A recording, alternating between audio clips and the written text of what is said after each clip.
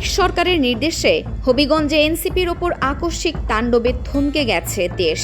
ক্ষমতার লোভে অন্ধ হয়ে শেষমেশ একটা ১৬ বছরের নিষ্পাপ কিশোরের ভবিষ্যৎটা অন্ধকারের দিকে ঠেলে দেওয়া হলো।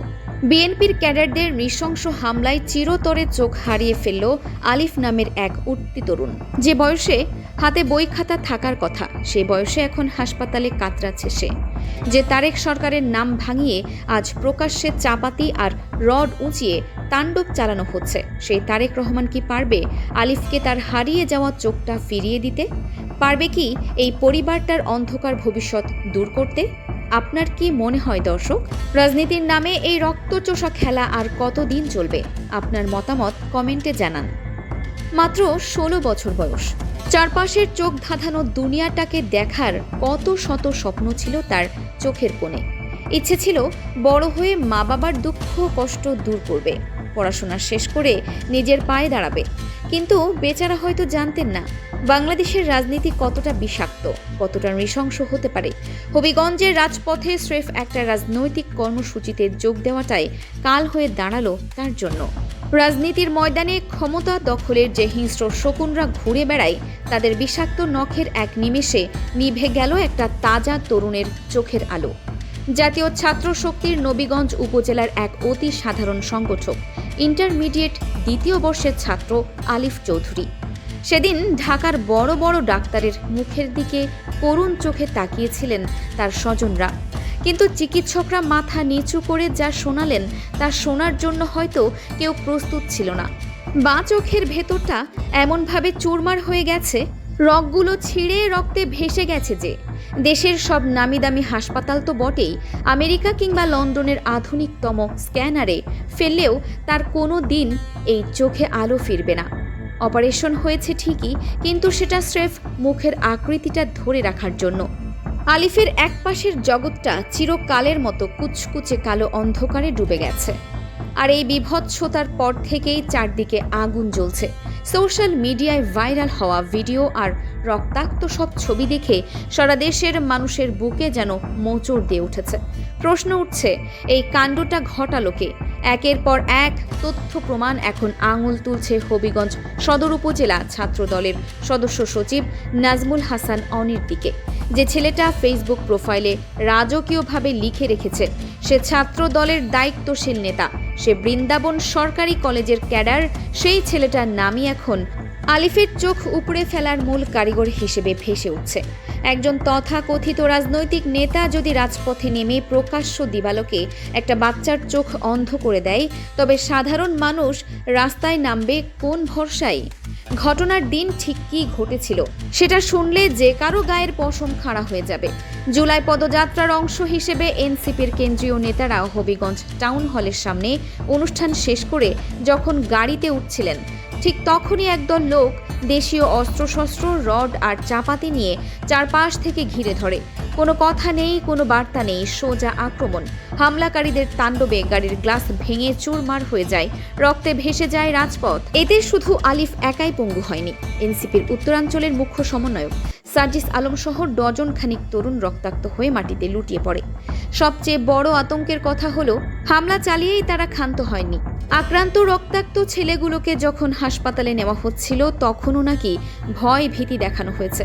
এমনকি এই ঘটনার বিচার চেয়ে থানায় যখন ৪-৫ জন প্রতিনিধি গিয়ে একটা সাধারণ অভিযোগপত্র দিতে চাইলেন, সেই অভিযোগটুকু পর্যন্ত জমা নিতে দেওয়া হয়নি।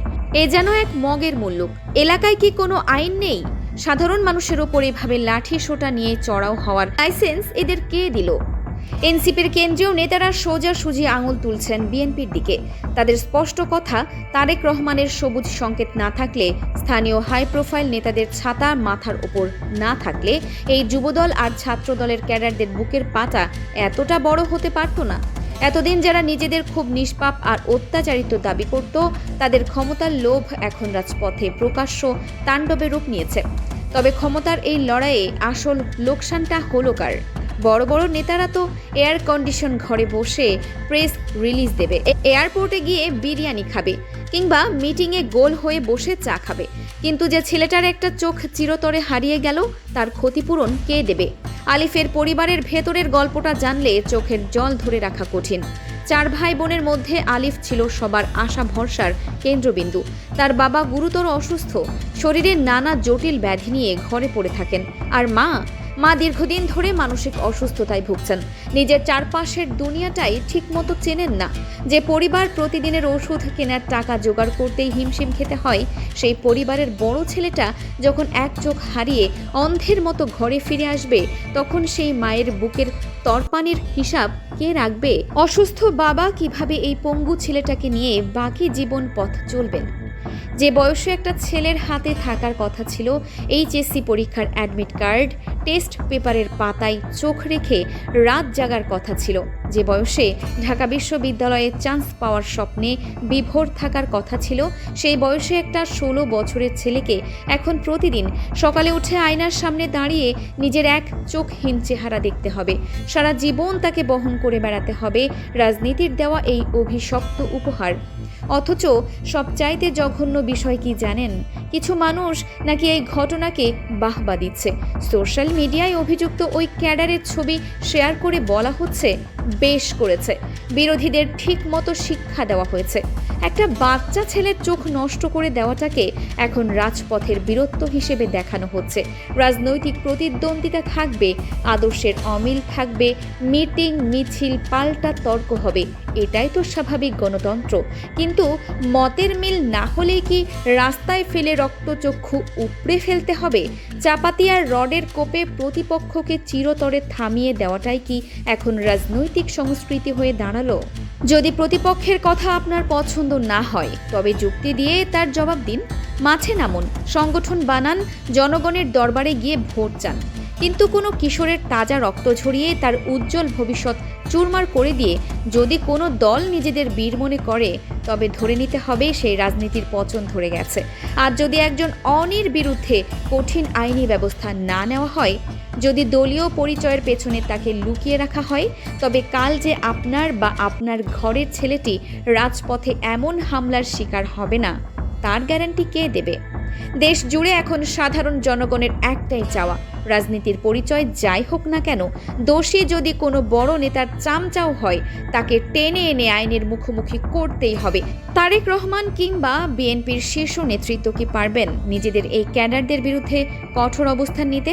নাকি পদের দাপটে এরা আবার কোনো নতুন আলিফের চোখ কাটতে মাঠে নেমে পড়বে? সময় এসেছে এই ক্ষমতার অন্ধ রাজনীতিকে লাল কার্ড দেখানোর। কারণ একটা বাচ্চার চোখের আলোর চেয়ে কোনো নেতার গদি বড় হতে পারে না।